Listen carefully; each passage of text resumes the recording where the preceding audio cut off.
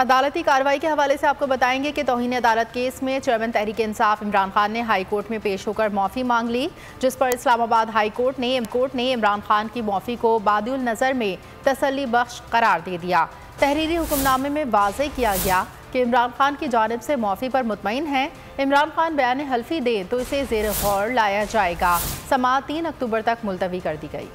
दोपहर 2:30 बजे इमरान खान जजेस की आमद से कबल अदालत के कमरे नंबर 1 में रोस्ट्रम के करीब जाकर बैठ गए। 2:34 पर केस की समाअत शुरू हुई तो इमरान खान ने फौरन ही रोस्ट्रम पर आने की इजाज़त मांगी। जस्टिस अतहर मिनुल्लाह की सरबराही में कायम इस्लामाबाद हाई कोर्ट के 5 रुकनी लार्जर बेंच में शरीक जस्टिस मोहसिन अख्तर कयानी, जस्टिस गुल हसन औरंगजेब, जस्टिस तारिक महमूद और जस्टिस बाबर सत्तार ने इजाज़त दे दी। इमरान खान ने अपने बयान की वजाहत में अदालत को बताया कि मेरा जज साहिबा को थ्रेट करने का कोई इरादा नहीं था। मैं खातून जज के पास जाकर वजाहत देने को तैयार हूँ। मैं खातून जज से मुआफ़ी मांगने को भी तैयार हूँ। मुस्तकबिल में ऐसा कुछ नहीं करूँगा। आप समझते हैं मैंने लाइन क्रॉस की है तो मेरा ऐसा करने की नीयत नहीं थी। इमरान खान के वाज़े बयान पर जजेस ने मुशावरत की। 5 रुकनी बेंच ने इमरान खान पर फर्द जुर्म आयद न करने का फैसला सुना दिया। चीफ जस्टिस अतहर मिनुल्लाह ने कहा, हम आपके बयान को सराहते हैं। आप तहरीरी बयान हल्फी जमा कराएं, बयान हल्फी देखकर फैसला करेंगे।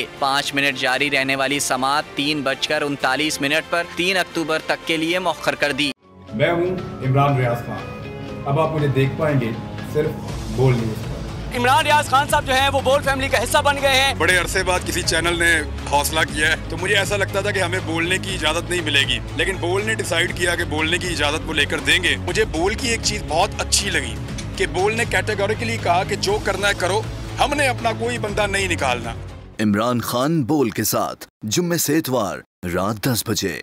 सबसे ज्यादा व्यूज, सबसे ज्यादा रील्स और सबसे ज्यादा रेटिंग के साथ बोल अब भी नंबर 1 पोजीशन पर बरकरार। और अगर आपको हमारी ये वीडियो पसंद आई है तो लाइक पर क्लिक कीजिए, सब्सक्राइब करें और बेल दबाएं ताकि कोई खबर रह न जाए।